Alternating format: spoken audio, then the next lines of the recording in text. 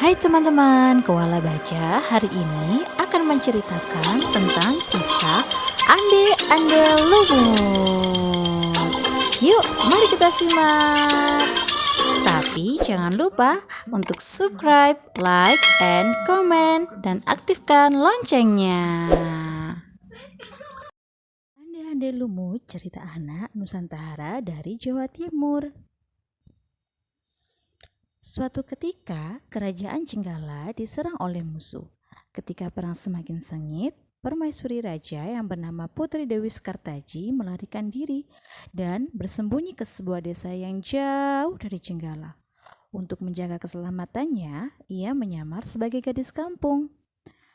Aku harus menyamar menjadi gadis kampung agar tidak ketahuan karena di kerajaan sedang tidak baik-baik saja. Dewi Sekartaji tinggal di tempat Nyai Intan. Nyai Intan adalah seorang wanita kaya yang mempunyai 3 putri, yaitu Klenting Abang, Klenting Ijo, dan Klenting Biru. Oleh Nyai Intan, Dewi Sekartaji diangkat anak dan diberi nama Klenting Kuning. Namamu sekarang Klenting Kuning ya, Nduk? Iya, Nyai, terima kasih. Setelah keadaan di kerajaan Jenggala kembali tenang dan aman, sang pangeran mencari jejak istrinya. Ia pergi dan menyamar menjadi seorang pangeran yang sedang mencari jodoh. Panji Asmara Bangun menyamar dengan nama Ande-Ande Lumut, lalu membuat sayembara. Dalam waktu singkat, berita sayembara itu tersebar jauh hingga ke desa si Klenting Kuning. Pengumuman, akan diadakan sayembara mencari jodoh untuk Ande-Ande Lumut.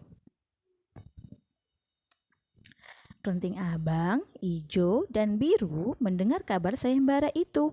Mereka sangat senang dan ingin mengikuti sayembara itu.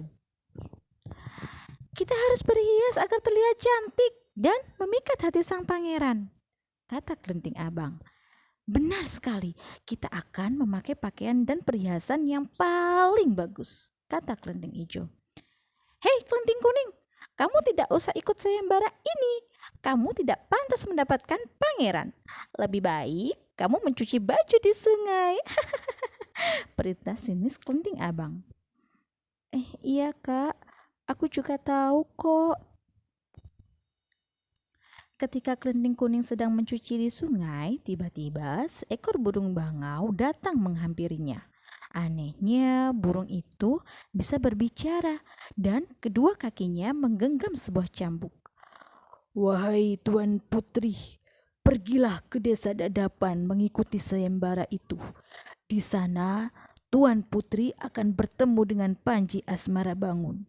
Bawalah cambuk ini, siapa tahu nanti dibutuhkan, ujar sang bangau sambil meletakkan cambuk itu di atas batu. Hah?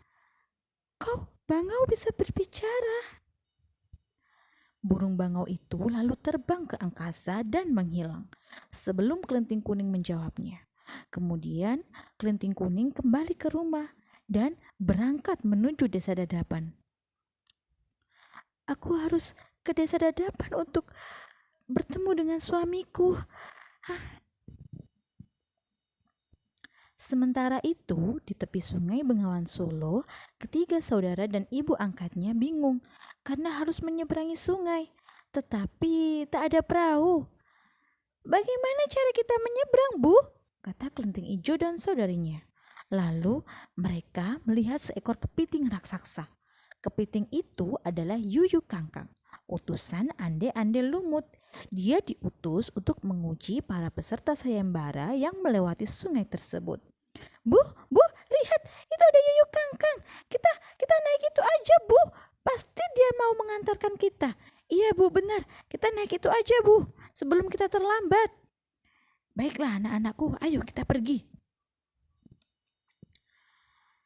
Hai kepiting raksasa, maukah kau membantu kami menyeberang sungai? Pinta Klenting Abang. Yuyu Kangkang tertawa lebar. Aku akan membantu kalian, tapi ada syaratnya, kata dia. Apapun syaratmu, kami bersedia. Yang penting kami bisa menyeberang, jawab kelenting abang. Kalian harus menciumku, hahaha, kata Yuyu Kangkang. Dan mereka pun bersedia memenuhi syarat si Yuyu Kangkang. Baiklah, kita akan menciummu, tapi kamu harus menyeberangkan kita ya. Iya, benar. Baiklah, baik. Ayo naiklah ke punggungku. Kelenting kuning tiba di pinggir sungai. Yuyu Kangkang mengajukan syarat yang sama. Tetapi kelenting kuning menolak.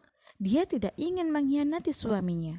Berkali-kali kelenting kuning memohon, tetapi Yuyu Kangkang tetap menolak. Akhirnya kelenting kuning memukulkan cambuknya ke sungai. Dan seketika itu air sungai Bengawan Solo surut. Melihat itu, Yuyu Kangkang ketakutan dan segera menyeberangkan kelenting kuning, bahkan mengantarnya sampai ke desa Dadapan. Sayembara pun dimulai. Secara bergiliran, kelenting abang dan adik-adiknya menunjukkan kecantikan mereka di hadapan ande-ande lumut. Namun, tak seorang pun di antara mereka yang dipilih oleh ande-ande lumut. Ampun pangeran, hamba mohon, terimalah salah satu putri hamba, ibanya Intan. Iya, kenapa kita gak dipilih ya? Iya, padahal kita cantik-cantik. Ande-ande lumut menjawab, wahai Nyai Intan, ketahuilah, aku tidak bisa memilih seorang pun dari putrimu, karena mereka telah mencium si Yuyu Kangkang. Sambil menunjuk kelenting kuning, pangeran melanjutkan, aku memilih gadis ini karena dia lulus ujian, tidak mau mencium Yuyu Kangkang. Nyai Intan dan ketiga putrinya baru sadar bahwa mereka ditolak oleh ande-ande lumut karena tidak lulus ujian. Kemudian ande-ande lumut membongkar penyamarannya dan mengatakan bahwa dia adalah Pangeran Asmara Bangun. Kelenting kuning sangat bahagia karena bertemu lagi dengan suaminya. Suamiku, istriku. Selesai. Saya tarik.